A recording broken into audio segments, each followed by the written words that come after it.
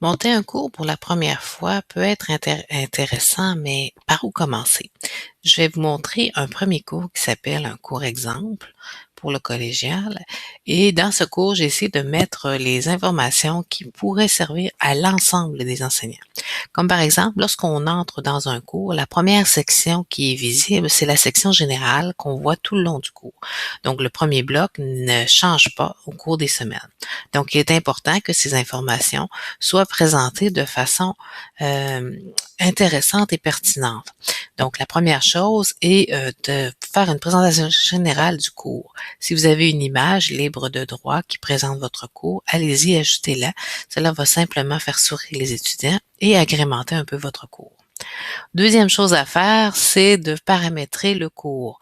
Donc, pour paramétrer le cours, je vous ai mis la description ici. Vous devez d'abord changer dans le menu administration et le sous-menu paramètres, différents paramètres. Je vous ai mis les essentiels. Donc, visible pour savoir si l'étudiant voit ou non le cours présentement. Vous pouvez le cacher le temps de le monter et que lorsque vous êtes prêt, vous pourrez le changer pour afficher. La date de début de cours, si vous fonctionnez par date et par semaine. Si vous fonctionnez de façon thématique, vous n'avez pas besoin de changer la date. Une description, c'est vraiment pour vous. Le format de cours, vous avez soit thématique ou hebdomadaire. Donc, thématique, vous allez avoir des sections que vous allez pouvoir changer le titre de chacune des sections.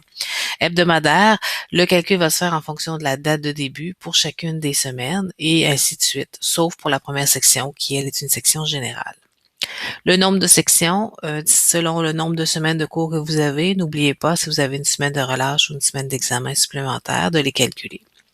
Dans l'apparence, vous avez plusieurs formats disponibles. Je vous suggère le format Clean, car il est disponible pour les tablettes et les téléphones cellulaires.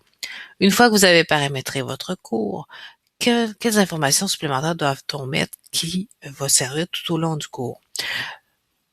Une des informations qui est intéressante, ce sont les forums, parce que les forums nous permettent d'annoncer des choses. Donc, je peux avoir un forum dédié strictement à l'enseignant qui va permettre de donner des informations tout au long des semaines.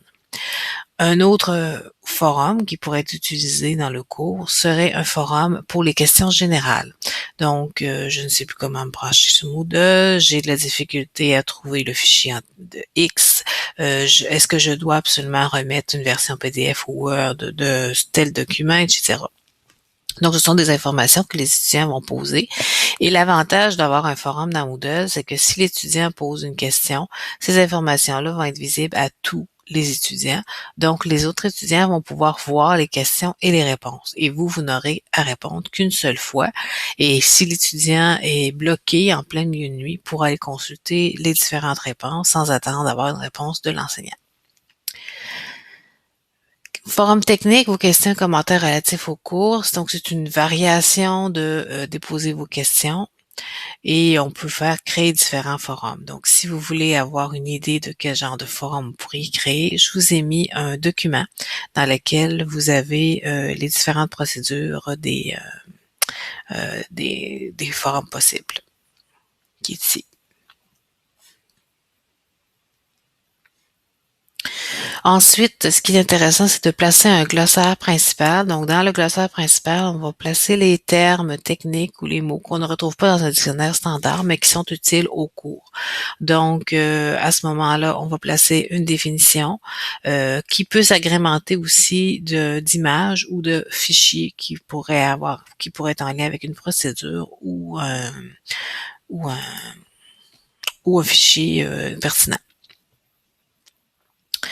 Donc, une fois que le glossaire va être créé, ce glossaire-là va vous permettre plus tard de créer des mots croisés ou des jeux de pendus qui permettront d'agrémenter le cours. Ensuite, vous pouvez ajouter différents fichiers en différents formats. Exemple, le plan de cours en format PDF pourrait être ajouté dans la section générale. Cette façon d'ajouter des fichiers peut être utilisée tout le long du cours, puis vous pourrez l'utiliser dans chacune des sections. Ensuite, je vous ai mis une petite procédure pour trouver des images libres de droit.